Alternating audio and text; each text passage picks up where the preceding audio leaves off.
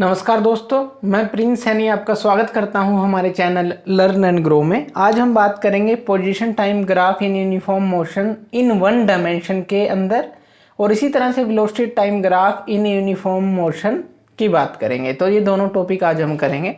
तो देखिए, position time graph of uniform motion, तो इसको हम थोड़ा टर्म में तोड़ लेते हैं ताकि हम इसको आसानी से समझ सकें। जैसे पोजीशन क्या है कि मान लीजिए कोई ऑब्जेक्ट है। अब मान लीजिए इसका एग्जांपल ले लेते हैं। कोई एक जो है ऑब्जेक्ट है, तो ऑब्जेक्ट है वो क्या है, मूव करेगा। तो मान लीजिए ये जो है ए पोजीशन पे आ गया, यहाँ पे ये बी पोजीशन पे आ गया, तो ये क्या हो गई, इसकी पोजीशन हो गई।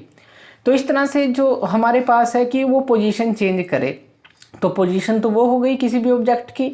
और टाइम यानी कि कितने टाइम में वो पोजीशन चेंज करे। जैसे मान लीजिए यहाँ पे ओ है यानी कि ओरिजिन है, यहाँ से अगर ये ए तक पहुँचने में मान लीजिए 1 घंटा लेता है, 1 आवर हम इसको लिख दें, तो 1 घंटा लेता है। तो टाइम क्या है, यानी कि 1 घंटे में इसने ए पोजीशन तक पहुँचा। इसी तरह से ए से बी भी ये मान लीजिए 1 घंटा लेता है, तो ये जो है ए से बी 1 घंटे में पहुँचा। और अगर ओ से बी की बात करें तो 2 घंटे में पहुँचेगा।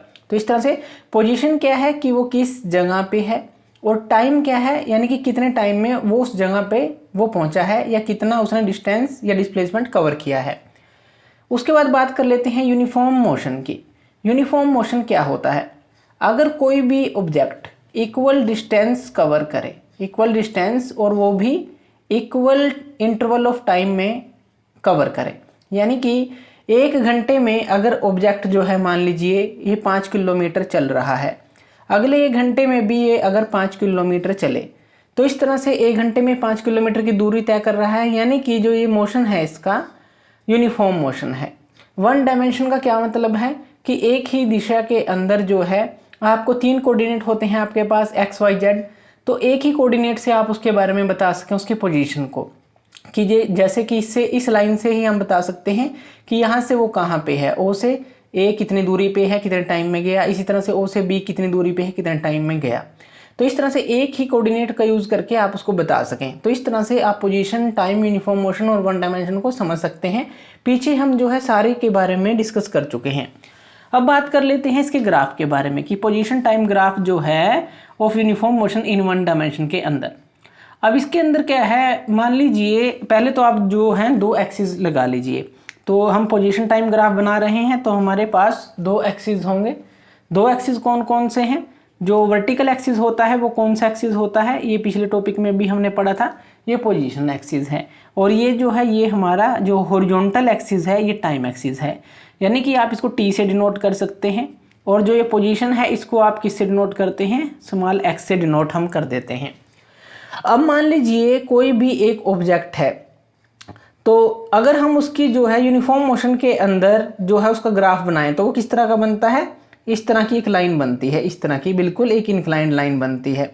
लेकिन ये ओरिजिन पे बनती है अगर हम ओरिजिन की बात करें। लेकिन अगर इसी के अंदर हम कुछ क्या है, कुछ डिस्टेंस पे ले लें, यानी कि जो ओरिजिन है इसकी पोजीशन जो है, तो कुछ यहाँ से यहाँ ले लें, मान लीजिए यहाँ से आप ले लें, तो वो भी क्या रहेगी इसकी एक इसी तरह की जो है, अगर टाइम एक्सिस के थ्रू देखें तो एक इंक्लाइंड लाइन रहेगी। तो इस लाइन को अगर हम नाम दे दें ए बी, इस तरह से हम इसको नाम दे दें। अब यहाँ पे देखिए जो पोजीशन कोऑर्डिनेट हैं किसी भी ऑब्जेक्ट के, किसी भी अगर इंस्टेंट ऑफ टाइम जो अगर हमें बनाने हैं, तो जो t0 है, अगर हम t0 पे देखें, t = 0 पे, तो ये जो है इसका कोऑर्डिनेट हम नाम दे देते हैं कि x जो है 0 है, तो ये हम दे देते हैं। इसी तरह से कोई और पॉइंट ले ले, मान लीजिए यहाँ पे जो है ये t1 है, और इसी तरह से ये जो है आप ले लीजिए t2 है। अब जो है, अब अगर आप t1 से जो है देखें तो यहाँ पे कट कर रहा है, और यहाँ से देखें तो यहाँ पे, तो ये जो है ये x1 हो जाएगा। इसी तरह से t2 से देखें तो एक सीधी लाइन जो है आप जो है यहाँ कट करेंगे, और जो है यहाँ पे, यानी कि ये जो है x2 हो जाएगा। तो यहाँ पे जो है t = 0 और t1 और जो t2 हैं, इनके रिस्पेक्टिवली अगर हम पोजीशन को देखें क्या है, x0, x1 और x2 हैं। अब मान लीजिए यहाँ पे जो है इनको आप नाम दे दीजिए, अलग अलग नाम दे दीजिए। जैसे आपने इसको a b दिया, यहाँ पे इस पॉइंट को c दे दीजिए, इस पॉइंट को d दे दीजिए। ये जो पॉइंट है इसको c, इसको d दे दिया। उसके बाद जो है इसको जो बिल्कुल यहाँ से आपने मिलाई है इसको C1 दे दीजिए, D1 यानी कि D है तो ये D1, इनको आप जो है नाम इस तरह से दे दीजिए। तो यहाँ पे क्या है, C और D जो है 2 पॉइंट हैं इस जो पोजीशन टाइम ग्राफ की जो ये लाइन है इसके ऊपर, और ये जो है T1 और T2 जो है इसको कोरस्पॉन्डिंग जो टाइम है वो दिखा रहे हैं और पोजीशन दिखा रहे हैं। अब देखिए हमें करना क्या है, इस C से जो है बिल्कुल एक सीधी लाइन यहाँ पे गिरा लीजिए, जो ये हमारी D1 है इस पे गिरा लीजिए। तो यहाँ पे इस तरह से आपको गिरा लेने हैं। अब यहाँ पे मान लीजिए कोई एंगल बनता है, अल्फा एंगल कोई बन जाता है। अब यहाँ से हम टाइम इंटरवल को निकाल लेते हैं, यानी कि जो ये T2 है और ये T1 है, यानी कि यहाँ से अगर हम निकालें जो T2 माइनस T1 है तो वो आपका क्या आ जाएगा, T2 माइनस T1। अब यहाँ पे देखिए T2 माइनस T1 का क्या मतलब है कि यहाँ से ओरिजिन से OD1 माइनस OC1 कर दें तो T1 और जो T2 है इसके बीच की दूरी आ जाएगी, यानी कि O से OD1, यहाँ पे देखिए OD1 माइनस OC1 ये कर दें, OD1 माइनस OC1 कर दें। और ये जो है OD1 OC1 जो है अगर आप इसको देखें तो ये किसके बराबर है, C1 D1 के, यानी कि ये जो है C1 D1 के बराबर आ जाएगी ये। तो ये किसके बराबर आप लिख सकते हैं, C1 D1 के बराबर लिख सकते हैं। और जो C1 D1 है, अगर मान लीजिए यहाँ C D है, यहाँ पे E पॉइंट आप ले लीजिए, तो C1 D1 किसके बराबर है, इसके बराबर है, बिल्कुल इसके बराबर है, यानी कि CE के बराबर है। तो आप इसको CE लिख सकते हैं। तो इतना आप समझ गए कि आपने टाइम इंटरवल निकाला T2 माइनस T1 जो किसके बराबर है, D1 C1 के, सीधा देख सकते हैं, वैसे तो C1 D1 के है, या फिर OD1 माइनस OC1। तो C1 D1 आ गया, ये किसके बराबर है, CE के बराबर। तो आपने यहाँ पे ये पुट कर दिया। उसके बाद इसी तरह से जैसे आपने ये टाइम इंटरवल निकाला है, यानी कि T2 माइनस T1 निकाला है, इसी तरह से हम X2 माइनस X1 निकालते हैं। तो यहाँ पे हम निकाल लेते हैं X2 माइनस X1। अब X2 माइनस X1 क्या होगा, X2 माइनस X1 किसके बराबर है, अगर ओरिजिन से देखें, ओरिजिन से ही अगर आप इसको निकालना चाहते हैं तो जैसे यहाँ D था और यहाँ आपने D1 लिया था तो यहाँ पे आप D2 ले लीजिए, और यहाँ पे जो है आपने C लिया था, यहाँ आप C2 ले लीजिए। तो ओरिजिन से OD2 माइनस OC2 ये आ जाएगा, OD2 minus OC2, OD2 minus OC2 ये आ गया। उसके बाद जो है आप ये जो है ये चीज़ आई है, ये किसके बराबर है, C2D2 के बराबर है, और ये किसके बराबर है, DE के बराबर है। तो यहाँ पे आप लिख सकते हैं C2D2 और यहाँ पे ED, यानी कि ये DE जो भी लिख लीजिए, ये जो है इसके बराबर है। अब उसके बाद देखिए ये तो आ गया हमारा जो डिस्टेंस है, और ये है अगर हम इस इंटरवल में देखें, टाइम इंटरवल में ये चीज़ आ गई, डिस्टेंस पोजीशन कह दें, और ये जो आ गई हमारा टाइम है। अगर हम वेलोसिटी की बात करें तो वेलोसिटी का फॉर्मूला क्या होता है हमारे पास, डिस्टेंस बाय टाइम। तो यहाँ पे अगर हम बात करें डिस्टेंस बाय टाइम की बात करें तो डिस्टेंस बाय टाइम, और डिस्टेंस क्या है यहाँ पे X2 माइनस X1, और टाइम इंटरवल क्या है या टाइम क्या है T2 माइनस T1 ये है। और जो X2 माइनस X1 है ये किसके बराबर है, ED के। तो यहाँ पे आप पुट कर सकते हैं ED, और T2 माइनस T1 जो है किसके बराबर है, CE के, तो इसके बराबर है। यानी कि यहाँ पे देखिए ED जो ED है डिवाइड बाय CE, तो ED डिवाइड बाय CE, तो ये हमारा क्या बन जाता है, ये बन जाता है 10 अल्फ़ा। तो यहाँ पे आप इसको लिख सकते हैं 10 अल्फ़ा लिख सकते हैं। तो 10 अल्फ़ा क्या आ जाएगा, यहाँ पे आप कह सकते हैं इसको, ये क्या है हमारा slope of position time graph. तो इसको आप बोलेंगे slope of position time graph. तो इस तरह से देखिए आप इसका जो स्लोप है वो निकाल सकते हैं, यानी कि जो ये वेलोसिटी है किसी भी ऑब्जेक्ट की यूनिफॉर्म मोशन के अंदर वो इक्वल टू किसके रहेगी, slope of position time graph के विद टाइम एक्सिस ओनली, यानी कि जो टाइम एक्सिस है इसके साथ ये जो स्लोप बना रही है टाइम एक्सिस है, तो इसके साथ ये जो स्लोप बनाया है इसने, तो ये है यहाँ पे। तो इस तरह से देखिए आप जो है इसका जो ये 10 अल्फ़ा जो है इसके बराबर हमने लिखा है, तो इसके आगे ही है, यानी 10 अल्फ़ा इसके बराबर है। तो 10 अल्फ़ा या कहें कि V जो है ये आ जाएगा 10 अल्फ़ा जो हमने ये निकाला है। तो ये जो है आप वेलोसिटी जो है इसके अंदर पोजीशन टाइम ग्राफ के अंदर जो है इस तरह से इसको निकाल सकते हैं, या कहें कि एक तरह से आपने इसके अंदर वेलोसिटी निकाल ली। दूसरा देखते हैं जो वेलोसिटी टाइम ग्राफ है यूनिफॉर्म मोशन के अंदर, तो वो आप किस तरह से निकालेंगे। तो इसके अंदर आपको जो है एक ऑब्जेक्ट लेना है, तो पहले तो जो है आप एक एक्सिस जो है वर्टिकल बना लीजिए और एक हॉरिजॉन्टल एक्सिस बना लीजिए। जो हॉरिजॉन्टल एक्सिस है वो क्या है, यहाँ पे अब टाइम का है। अब यहाँ पे पोजीशन टाइम ग्राफ था, तो यहाँ पे टाइम तो है लेकिन यहाँ पे वेलोसिटी टाइम ग्राफ है, तो ये जो वर्टिकल है ये हमारा बनेगा वेलोसिटी का। तो ये वेलोसिटी का है वर्टिकल लाइन और हॉरिजॉन्टल लाइन जो है वो टाइम की है। तो वेलोसिटी टाइम ग्राफ हम बनाएंगे। तो हम एक ऑब्जेक्ट को मान लेते हैं जो कि यूनिफॉर्म वेलोसिटी से चल रहा है और जो यूनिफॉर्म वेलोसिटी है वो v है। तो यूनिफॉर्म वेलोसिटी हमने ले ली कि v है। अब इसके अंदर देखिए, अगर वन डायमेंशन में हो, हमने पहले ही बात की थी, जैसे यहाँ पे कंफ्यूज मत होइएगा, डिस्टेंस या डिस्प्लेसमेंट लेना है कि वन डायमेंशन में हो तो डिस्टेंस जो है डिस्प्लेसमेंट के बराबर ही होगा। जैसे कि यहाँ से यहाँ तक गया या यहाँ से यहाँ तक गया, तो जो भी है आप वेलोसिटी का फॉर्मूला यहाँ पे डिस्टेंस बाय टाइम हमने ले लिया है, तो इसमें कंफ्यूज मत होइएगा। तो यहाँ पे जो वेलोसिटी है तो ये हमने ली कि v से वो जो है यूनिफॉर्म वेलोसिटी v से अलोंग स्ट्रेट लाइन मान लीजिए OX जो है वो यहाँ पे O मान लीजिए कि इस डायरेक्शन में मान लीजिए वो चलेगा। तो ये जो है हमने माना है। अब कोई भी ऑब्जेक्ट है जो हमारा राइट ऑफ द ओरिजिन चलेगा, यानी कि ओरिजिन से अगर वो राइट चले तो पॉजिटिव डायरेक्शन में चले, यानी कि इस तरफ क्या है, ये पॉजिटिव डायरेक्शन है, और इस तरफ अगर हम बात करें ये जो है नेगेटिव डायरेक्शन है। तो पॉजिटिव डायरेक्शन है जो ये, जैसे हम एक्स एक्सिस अगर मान ले तो ये पॉजिटिव डायरेक्शन है। तो राइट ऑफ द ओरिजिन हम लेते हैं पॉजिटिव डायरेक्शन इस एक्सिस की। तो इस तरह से अगर हम मानना चाहें कि जो v है वो पॉजिटिव होगा, यानी कि इस डायरेक्शन में जो v रहेगा वो पॉजिटिव रहेगा। तो आपको ध्यान देना है कि अगर ओरिजिन से राइट की तरफ चले तो वो पॉजिटिव रहेगा। तो वेलोसिटी टाइम ग्राफ जो होगा ऑब्जेक्ट का इसके अंदर, तो वो कोई भी स्ट्रेट लाइन इस तरह की होगी, इस तरह की स्ट्रेट लाइन होगी। मान लीजिए इसको ए बी लिख लीजिए। तो अगर हम पॉजिटिव ले रहे हैं तो इस तरह की एक स्ट्रेट लाइन जो है हम ले लेंगे, जो ए बी जो है बिल्कुल पैरेलल है टाइम एक्सिस के। तो ये जो है इस तरह से वेलोसिटी टाइम ग्राफ है कि जो टाइम के अकॉर्डिंग जो है वेलोसिटी उसकी जो है बिल्कुल सेम वेलोसिटी पे वो चल रहा है। इस पॉइंट पे भी सेम है, इस पॉइंट पे भी सेम है। तो यूनिफॉर्म मोशन में क्या बनेगी, एक सीधी लाइन बनेगी वेलोसिटी और टाइम के बीच में। ये ध्यान रखिएगा, यहाँ वेलोसिटी है टाइम है, तो एक ये सीधी लाइन बनेगी। तो अगर v जो है पॉजिटिव है उसके लिए बनाना चाहते हैं तो इस तरह की बनेगी। लेकिन अगर ऑब्जेक्ट जो है o से नेगेटिव की तरफ चलता है या कहीं की लेफ्ट की तरफ चलता है, तो जो वेलोसिटी टाइम ग्राफ है तो वो हमेशा जो है स्ट्रेट लाइन ही रहेगी, लेकिन जो है इस एक्सिस से वो बिलो आ जाएगी, यानी कि ये जो ओरिजिन था इससे बिलो आ जाएगी। और यहाँ पे जो है इस तरह से आप उसको दिखा सकते हैं। मान लीजिए आप इसको a' लिख दें, इसको b' लिख दें।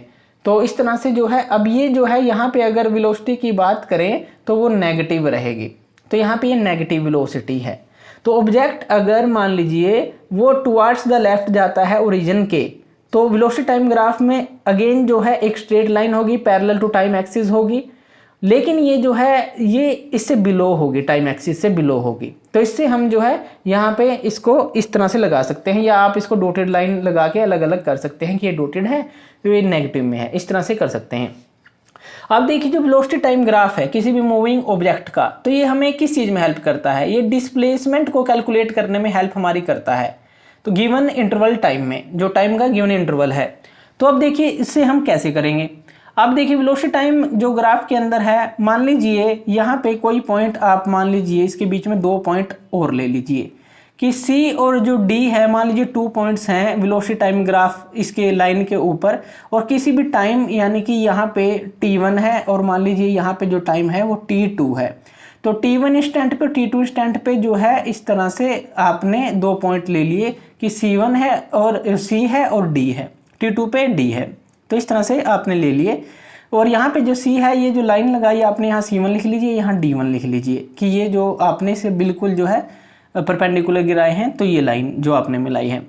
अब देखिए यहाँ पे क्या होगा, जो OA है, जो OA है वो किसके बराबर रहेगा, OA।